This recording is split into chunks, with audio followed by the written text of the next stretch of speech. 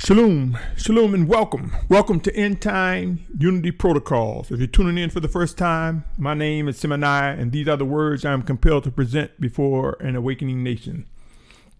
End times are here, O Yasharal. There will be 144,000 Hebrews, Arbarim, that will rise up according to the scriptures. 12,000 from each of the 12 tribes of Yasharal. There will also be a great multitude of many nations, kindreds, and tongues. Some of us will know what tribes we will represent, and some of us will not. From the specifics as it relates to the 12 tribes of Yasharal. However, being grafted together as one body, as one in Yahusha Mashyach, that banner will be the nation of Yasharal. That will be the tribe, grafted together as one. But there are specific individuals that will fulfill the 144,000. My brothers and sisters, make no mistake. Everyone will not know what tribe you're from. But know this, if you are indeed set apart by the Almighty Father in Yahusha's name, then you represent the tribe of Yasharal, commonly known by some as Israel, a nation, not a geographic location. My brothers and sisters, this is the 33rd installment of End Time Unity Protocols, and I want to present to you the importance and why it is important and critical during these end times to guard the gates. Guard the gates, the portals where things come into our eyes, ears, minds, and spirit. The portals are where things come into our being. Those portals are our eyes, ears, minds, and spirit. The time is now to guard the gates. Guard the gates can be successfully accomplished by discerning the voice of the Spirit of Yahuah sent in Yahusha's name, whether directly or as he uses another to deliver instructions and guidance to us. My brothers and sisters, allow me to ask some questions to provoke thought and prayer. Do you agree with the following? Revelation 1:8. Where it is said, Yahuah is being quoted, I am the Aleph and the Tah, beginning and end, says Yahuah, who is and who was and who is to come, the Almighty One. That was Revelation 1:8. Do you agree with Hebrews 12:1 and 2? It says, we too then, having so great a cloud of witnesses all around us, let us lay aside every weight and the sin which so easily entangles us. Let us run with endurance the race set before us, looking to the princely leader and perfecter of our belief, Yahusha, who for the joy that was set before him endured the stake, having despised the shame, and sat down at the right hand of the throne of the Almighty One. In the King James Version, it used the author and finisher of our belief. Well, it used the other word. Whether it be author and finisher or perfecter of our belief, if you seek the function of both those words, they mean the same. So, in other words, is Yahusha the beginning and the end of our belief? Do you agree with that? If so, let me move on. Have you grown to embrace that we are the house of the Spirit of Yahuah? By Yahusha Mashiach, consider 1 Corinthians 3:16, know ye not that ye are the temple, the vessel of the Almighty One? Are you aware of that? Let me pause for a minute, my brothers and sisters, bear with me.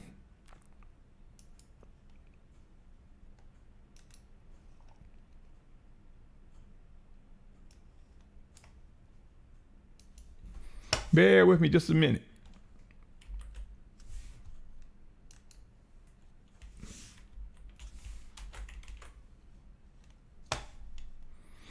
You see, my brothers and sisters, the scriptures are real. They're all too real. And as they come alive, they will mean even more, especially during these end times. We are his vessels. We are his dwelling place.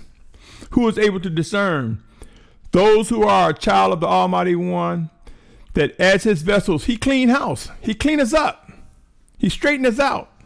He refine his house so that it resembles what he wants and desire of it. And if you doubt that, my brothers and sisters, I speak often of Hebrews 12th chapter and Revelation 3:19, which talks about reproof and discipline for the children of the Most High. If you don't have it entrenched in you now, this is the time to think about it, because as we are disciplined comes refinement, a better you, a better me, a better set apart family. Do you believe this to be true? If so, the next question, if you had something extremely valuable, wouldn't you seek to protect it? Could protecting valuables require you to guard them in some way, shape, or form? Thus, the title of this, Guard the Gates. We are valuable to the Most High. We are valuable to one another. If our valuables were mingled immensely and mixed with all types of things, stuffs, and narratives and stories, and just things, if it was all mixed up, wouldn't it be hard to find them or identify them? Could this be said about Yasharal, the set-apart children of Yahuah? If we hang out in compromising camps with different beliefs with many cliques, if we throw aside what is necessary to make us united, if we ignore the need to discern the living presence of Yahuah and allow all this mixed practices and teachings and positions of belief, wouldn't that make it difficult for those who truly seek the value, the treasure in Yahusha Mashyach? The treasure we have in these earthen vessels? So though we owe it to ourselves to guard it, to guard this treasure, who is aware of the life in 2 Corinthians chapter 4, verse 7 through 10? It says, and we have this treasure in earthen vessels, so that the excellence of the power might be of the Almighty One and not of us, being hard pressed on every side, but not crushed, being perplexed, but not in despair, being persecuted, but not forsaken, being thrown down, but not destroyed, always bearing about in the body of the dying of the Master Yahusha, that the life of Yahusha might also be manifest in our body. 2 Corinthians, that was chapter 4, verse 7 through 10. 2 Corinthians chapter 4, verse 7 through 10. Next question. How important is time? Specifically your time, our time, Yasharal's time, as we are awakened. This verse, I've mentioned it before, and I believe it speaks volume during these end times. Colossians 4:5. Here we are instructed. Colossians 4:5. We are instructed to walk in wisdom towards those who are outside, redeeming the time. Again, how important is your time, our time? Proverbs 3:7 say, do not be wise in your own eyes. Fear Yahuah and turn away from evil. That was Proverbs 3:7. Proverbs 4:25. Proverbs 4:25 say, let your eyes look forward and your eyelids look straight before you.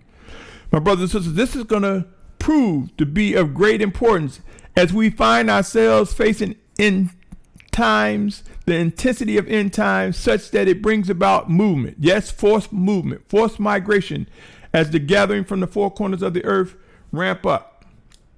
We will learn what it is to discern what is expected of us now and moving forward. Proverbs, that was 4:25 of Proverbs. Proverbs 23:5 says, do you set your eyes on that which is not? For riches certainly make themselves wings. They fly away like an eagle to the heavens. My brothers and sisters, let us set our eyes on what is appropriate, what is set apart. What are the ways of the Most High? Matthew 24:22 said, and if those days were not shortened, no flesh would be saved. But for the sake of the chosen one, those days shall be shortened. My brothers and sisters, and I mentioned this, in inquiring of the Most High about the days being shortened, I believe the Spirit of Yahusha educated me on receiving that when man started moving from the Western Hemisphere towards the Promised Land, the time zones will shorten the days. For in the area of the promised land, they are hours, 7 to 8 hours ahead of us, depending on where you are in the Western Hemisphere. Could be more in some cases. The days will be shortened. Forced movement will come, and we will find ourselves moving into the time zone that the Most High has allowed to be designated for the promised land. My brothers and sisters, have we grown to know the full life in the scriptures as it relates to Ephesians 5:15 through 21? It is imperative that we understand to guard these gates, to guard our eyes, ears, our spirit. We must learn to walk in the fullness of the Spirit of Yahusha. Be filled with His Spirit, which is mean walk in obedience. We'll stumble, we'll fall occasionally because the flesh war against the spirit. Let me read it. And I've read it once before on many occasions. I'll read it again. Ephesians chapter 5:15 through 21. It says, "See then that you walk exactly, not as unwise, but as wise, redeeming the time because the days are wicked. So then do not be foolish, but understand what the desire of Yahuah is.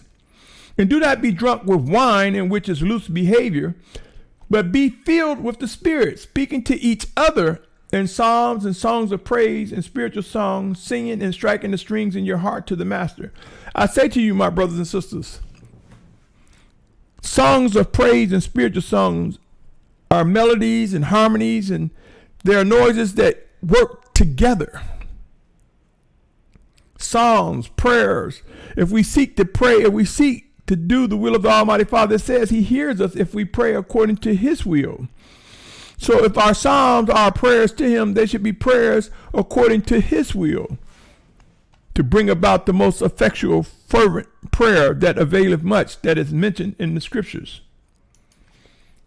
Are we not aware of that passage where it says the effectual, fervent? In different versions use different words. Let's see here. Bear with me, my brothers and sisters. I will find that passage. James 5:16. It says, "Confess your trespasses to one another and pray for one another so that you are healed. The earnest prayer of a righteous one accomplishes much." That's in one translation. Another translation says, "Confess your faults to one another. Pray for one another that you may be healed. The effectual fervent prayer of a righteous man availeth much." My brothers and sisters, it is important that we realize the full life and what it means to subject ourselves. As it says here, giving thanks always. Let's see. Ephesians 5:20 and 21 now. "Giving thanks always to the Almighty Father in the name of Master Yahusha Messiah, subjecting yourself to each other in the fear of Yahuah," or the fear of the Almighty One. I say to you, O Yasharal, end times are here. We subject ourselves to one another by yielding to when the Spirit of Yahuah rises up within one to speak to another. It doesn't mean subjecting yourselves if a person is doing wickedness and evil, just leaning in, okay, you can do evil. It doesn't mean quid pro quo. If you do it, I'll do it. If you listen to me, I'll listen to you. If you talk, let me talk. My brothers and sisters, quid pro quo is not scriptural. It says treat people the way we want to be treated. And I ask you, would we want someone to keep giving us poison, or do we want to stop poison in this track? If we're giving water and someone else is giving muddy water, does that mean let them give you muddy water? No, not at all. Quid pro quo is not a scriptural term. But out of love, we treat people as we want to be treated. And if we want good and we think we're giving good, let us be able to discern if someone is giving us good, so to speak. My brothers and sisters, let me continue. How much do you love Yahushua Mashyach? There are those who say, I'm not messianic. But there are those who may not be messianic now, who belong to the Most High, who will wake up and be delivered from such erroneous belief and teaching. And there are those who are messianic, who have no place in the set-apart family of Yasharal. For there is no other way to reach the Father except through Yahusha Mashiach. How much do you love Yahusha Mashiach? The time is now to begin to say, do I love Yahusha more than my wife, my husband, my parents, my grandparents, my children? Soon and very soon, O Yasharal, end times will put us individually to the test, and we must choose. Do we want to serve He who is the Almighty One in the name of Yahusha Mashiach? Are we serving and worshiping our children, our blood relatives, or our close family member, or a wife or a husband? My brothers and sisters, remember, it is written in Matthew where Yahusha said he brings division. Are you not aware of that? 10th chapter of Matthew, and he speaks on division. He even says a man's foes shall be those of his own household, Matthew 10:36. Read the 10th chapter of Matthew, my brothers and sisters, specifically 10:34 to 10:39. Actually 10:34 to 42. My brothers and sisters, I ask again, do you love Yahushua Mashiach? Consider the example in John 21:15 through 17. It reads as follows. When therefore they had eaten breakfast, Yahusha said to Simon, Peter, or Shimon Kepha, Shimon, son of Yonah, do you love me more than these? He said to him, Yes, master, you know that I love you. He said to him, Feed my lambs. And he said to him again the second time, Shimon, son of Yonah, do you love me? And he said to him, Yes, master, you know that I love you. He said, Shepherd my sheep. And he said to him the third time, Shimon, son of Yonah, do you love me? Kepha was sad because he said to him a third time. You see, let me pause for a minute, my brothers and sisters. Sometimes repeated questions, repeated words, we get sad, we get angry. Why are you doing that? But it has a purpose. He goes on again and say, do you love me? And he said to him, Master, you know all, you know that I love you. And Yahusha said to him the third time, Feed my sheep. My brothers and sisters, our love for Yahusha, our love for the Almighty Father, will be tried and tested as we are disciplined and refined in these end times. We must guard these gates. We must guard our eyes, our ears, our spirit from the things that are not correct. We must learn that the love for Yahusha, to love a family member more than the one that's given them breath, it's time to step away from that. It's time to step into the realities and identify true brothers and sisters who seek to do the will of the Almighty Father.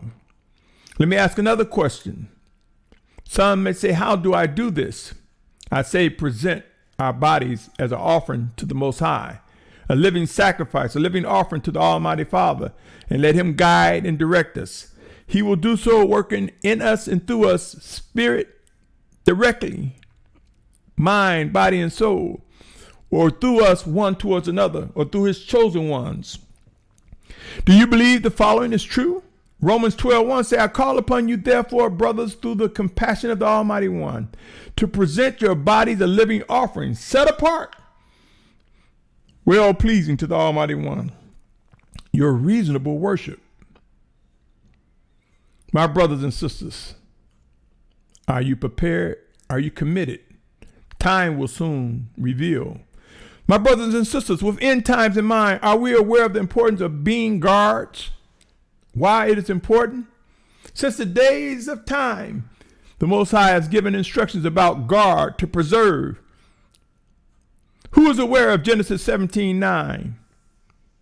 Genesis chapter 17, verse 9. It says, and the Almighty One said to Abraham, as for you, guard my covenant, you and your seed after you throughout their generations. He said, guard my covenant. Leviticus 18:4 says, do my right rulings and guard my laws to walk in them. I am Yahuah, your Almighty One. That was Leviticus 18:4. Acts 4:12. And there is no deliverance in anyone else, for there is no other name under the heaven given among men by which we need to be saved. That name is Yahusha Mashyach, my brothers. Yahusha. Mashyach means the Messiah. John 14:26, I speak of often. It say, but the helper, the set apart spirit whom the Father shall send in my name, speaking of Yahusha, he shall teach you all, speaking of Yahusha, and remind you of all that I've said to you. In Yahusha's name, we will recognize that this is where our source of strength come to guard the gates, to guard the things we see and hear and receive within our spirit. Who among us have begun to receive stirrings within us stronger than ever before? Who among us have been having visions and dreams related to strengthening us and informing us and warning us on what's to come and moving us towards the need to guard the gates? Once again, my brothers and sisters, guard the gates.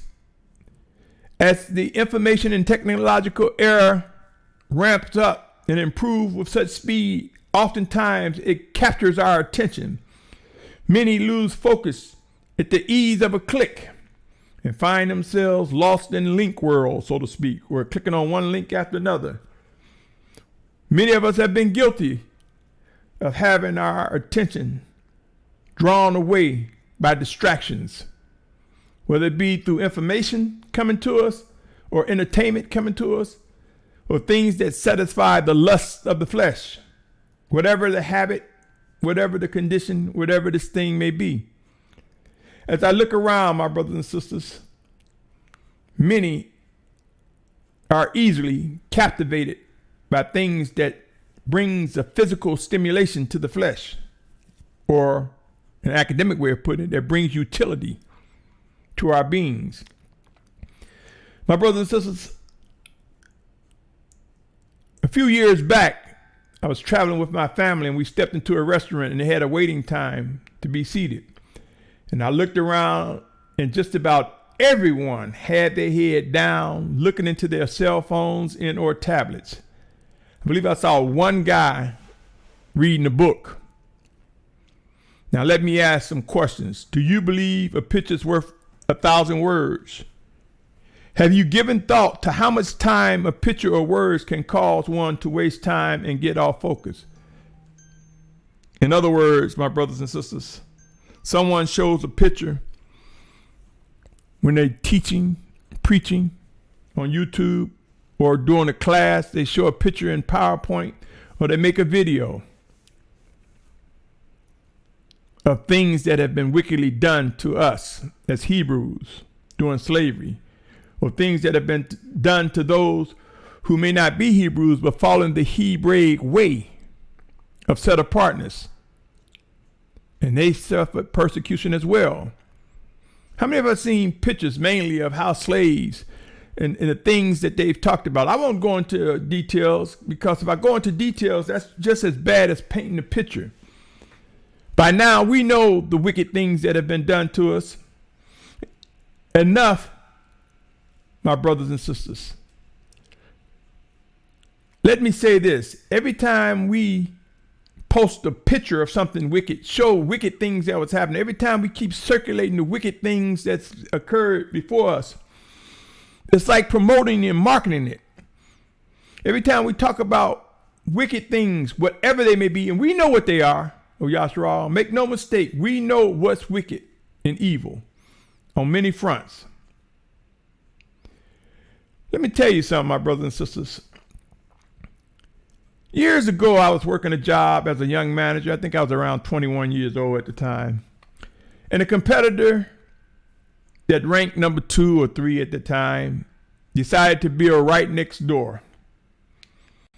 And I, being young, inexperienced, and unlearned, I asked my immediate boss, what do you think about this competitor building right next door to us? Isn't that going to create a problem? And my previous boss, who was my boss at the time and became a mentor at that time while I was in that industry, said, no, I'm not worried about it. They might take some customers initially, but in due season, many will come back. In due season, they'll prove to add value to our business, and business will increase. And during my tenure there, that's exactly what happened. And business grew beyond where it was before the competitor opened. And during another time, I was still in the same industry. I was training, and we was on the subject of marketing and promotion. When the discussion came about a competitor using our name in their advertisement.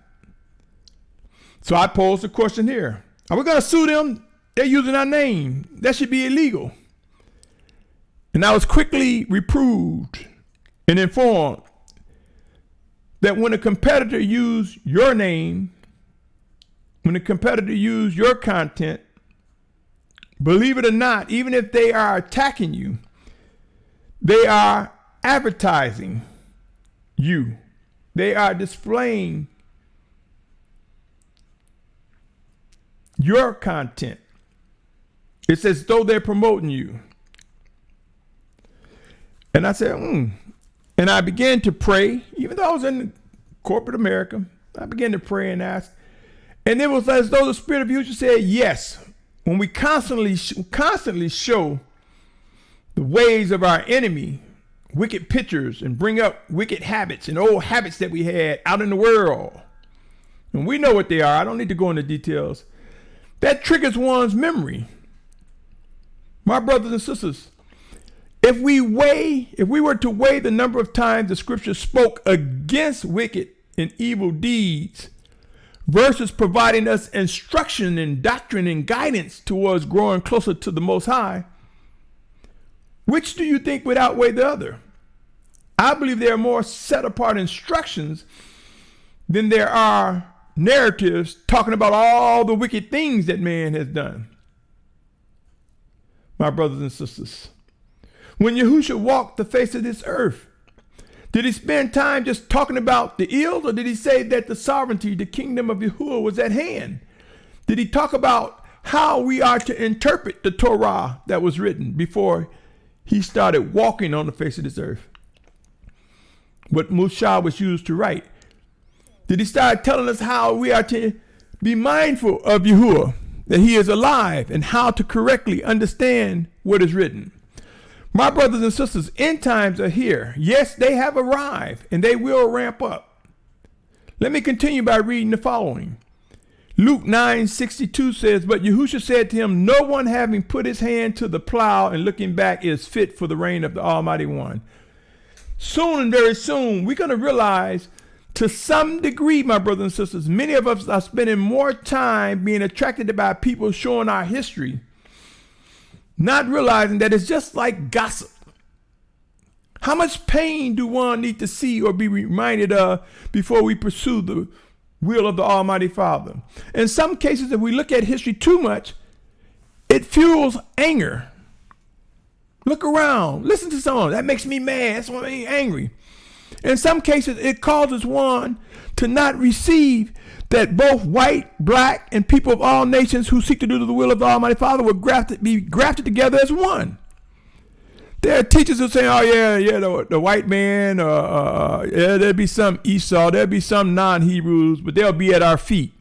My brothers and sisters, they're sadly mistaken by that verse. When it talks about the ways of the Gentiles at our feet, or as our footstools, it's talking about those who are not set apart by Yahuah, those who are not saved. Wickedness will be at our feet, at our footstool. The ways of the others. See, Gentile means others, other nations. So I say to you, O Yasharal, some are fueled by anger when they look at all these historical travesties that have occurred, and even the things that are happening now against the innocent. And some are fueled by anger. And so if we keep showing pictures, if we keep spending so much time on this, my brothers and sisters, People are being fueled by anger and such that they swing to the extreme and cannot receive someone white or someone non-Hebrew. They cannot receive them into the body as one, set apart by Yahusha Mashyach under one banner, Yasharal, because they're so angry, so furious, so disappointed. My brothers and sisters, I'm not saying history is wrong, but the time is now to recognize there's much work to be done regarding now and going forward.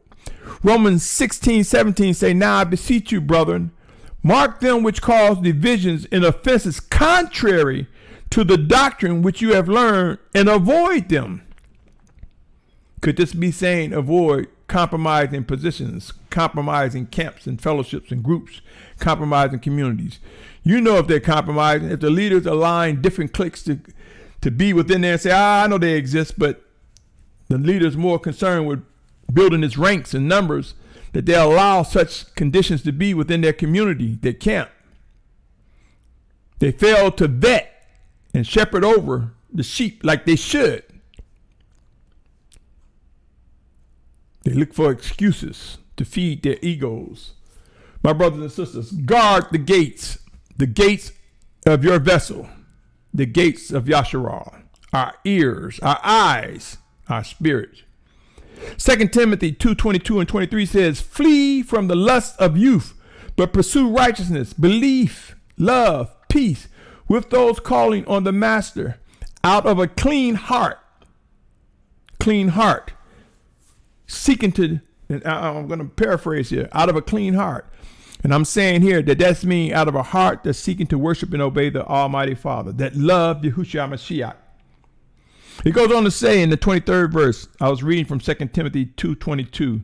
The 23rd verse say, but refuse foolish and stupid questions, knowing that they breed quarrels. How many pictures of wickedness done to Yasharal have we seen? How many narratives and stories have we seen? How many news articles and clippings have we read? How many news feeds have we seen that cause us to argue, that cause us to be like an accuser's choir? We all just talk about those that are doing us wrong. Oh, Yasharal, my brothers and sisters, we are better than this. The Spirit of the Most High, as we find ourselves facing extreme humbling times, will bring us to the point where we will be focused on what we are to do now and going forward. Know that the wicked have their judgment, and the Most High will prove what he will do regarding such wickedness and evil. Titus 3:9 say, but avoid foolish questions and genealogies and contentions striving about the law, for they are unprofitable and vain. You see, my brothers and sisters, those who will fulfill the 144,000, those who must and will come to identify what tribe they represent, will get that assignment as given to them by the Most High. Those who are outside the 144,000 that are Hebrews in the great multitude, they may grow to know an individual tribe, they may not. But they will grow to know one tribe name, one set apart body, and that would be under the banner of Yasharal. Make no mistake, proof will come, O Yasharal. I have witnessed individuals who call themselves mores, teachers, watchmen, pastors, bishops, and many others with influential titles or outspoken, show pictures and they rationalize within their mind. I'm showing you so you'll know. I've witnessed these individuals talk about things of the wickedness or wicked past with the premise, I want you to know, I want you to understand what I came out of. I want you to know how to avoid and then they get to describing all of that past.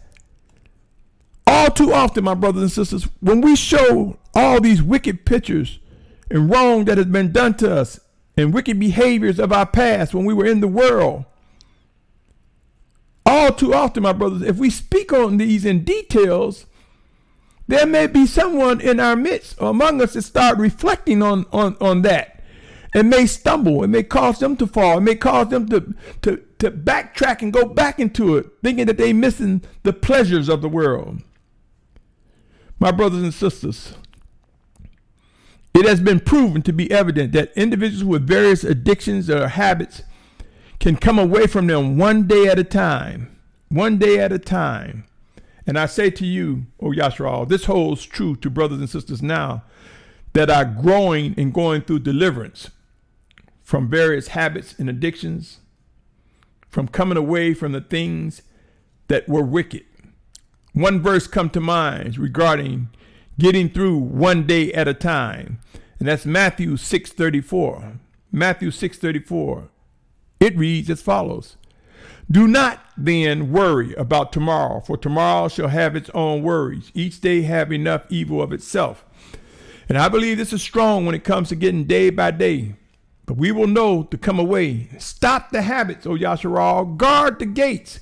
Come away from showing all the wickedness and press on what is true.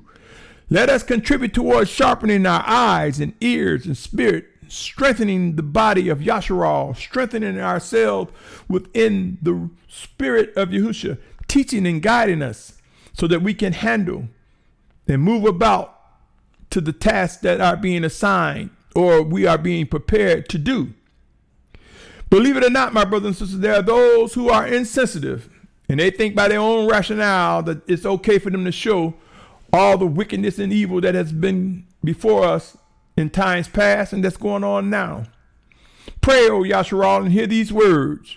Guard the gates. Yasharal, by now many probably have heard the words, hear no evil, see no evil, speak no evil. It would be wise to discern when and how this applies to instructions and things of importance going forward.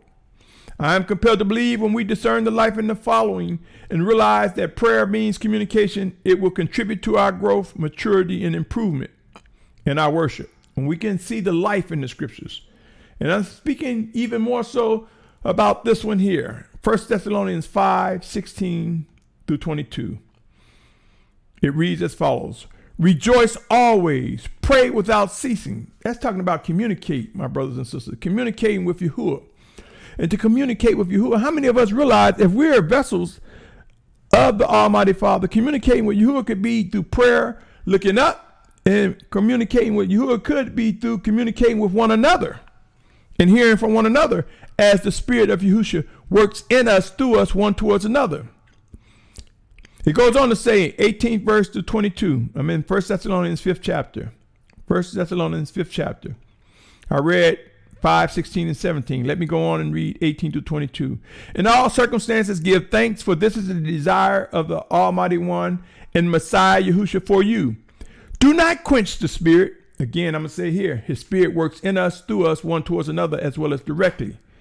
Understand that. It says, do not despise prophecies. So many people want to be mores. So many people are rising up in camps and want to be leaders and teachers.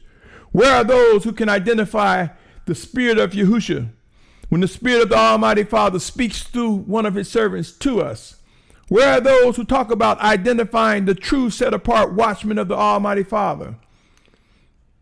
We see so much disproof and rejection from words of the obedience.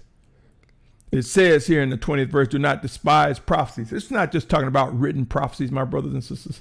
Prophecies mean words that are going forth from the Father of life, Yahuah, the Almighty One. He goes on to say, prove them all, hold fast what is good, keep back from every form of wickedness. I say to you, if I hold up a picture, if I talk about the details of wickedness and evil, if I continue to keep showing you pictures and images and talking about past life and worldly life, I say to you, my brothers and sisters, is that holding back forms of evil? Let's come away from the excuse and say, you know what I mean. I'm just using it for a teaching tool. No excuses, my brothers and sisters. Pray and watch, for discipline comes in the name of the Almighty Father, Yahuah. Discipline come as Yahusha Mashyach. Spirit wells up within us. My brothers and sisters, the bottom line is our eyes, ears, and spirit are ways things come inside of us, influence us. These are our gates. We must and we will learn how to guard the gates and walk upright in set apartness. End times will demand it. It is necessary to identify the fulfillment of the 144,000 and the great multitude and those who will be martyrs for Yahusha's name at the very least. Guard the gates, my brothers and sisters. The time is now to begin to grow in learning how to prioritize things, when to come away, when to purge. The time is now to move beyond marketing and promoting pictures and videos and narratives and audios about wickedness. There is so much to say and so much to do and so much ahead of us, O Yasharal, where the flow of the words from the Almighty Father are endless, enough to fill up our cup, enough to fill up our actions. We don't need to bring the wicked and evil narratives and videos and audios before others. Guard the gate, my brothers and sisters. Let us not be contributors to what would cause someone to slide back into worldly rebellion and wickedness. My brothers and sisters, let us protect our eyes. Let us protect our ears and spirits from the things that are not set apart. Let us grow to know what it means when he prepare our tables in the midst of our enemies, so we'll know how to deal with that, how to focus and move and navigate through that. Are you familiar with that scripture? When it says, the Most High prepares our table in the midst of our enemies. It's not, I will read it. I'll tell you exactly where it's at, O Yasharal.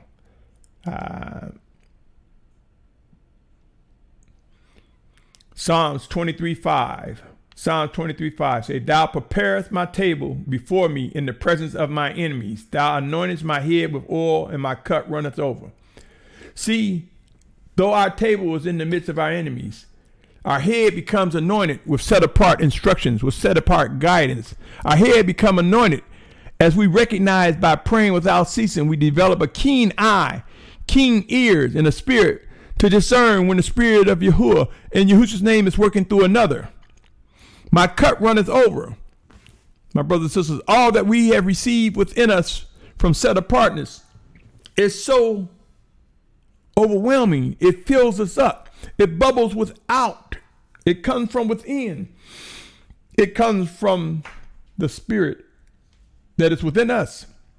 For as I said, our bodies are temples or vessels of the Most High.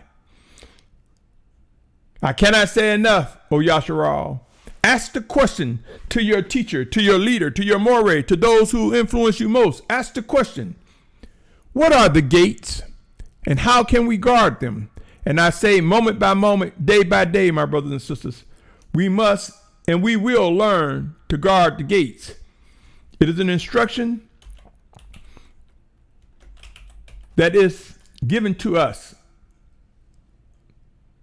Let us be mindful, my brothers and sisters. Shalum even gave us an example of dying daily when he said in 1 Corinthians 15:31, 1 Corinthians 15:31, Shalum or Paul says, I affirm by the boasting in you which I have in Messiah, Yahusha Master, I die daily.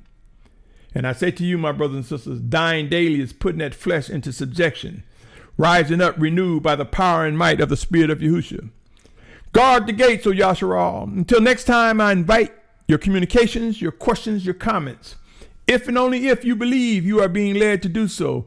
For I know, let me say this again, I know it is not about me, but it is about worship and obedience to the Almighty Father, of which I know of no other direction to turn. That is my heart's desire, to do the will of He who is the Almighty One. In the name of Yahushua Mashyach, my brothers and sisters, I pray, I present to you this message and many more as I am directed. Until next time, you, O Yasharal, set apart children of the Almighty Father. The hour is approaching where end times will become more real than it ever have been before. For soon and very soon, forced migrations, forced movement will ramp up. I say to you, it has begun. It will ramp up to tens of millions of people will begin to come together, pursuing the will of the Almighty Father.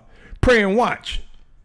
End times are here. Until next time, O set apart family, I bid you, Shalum.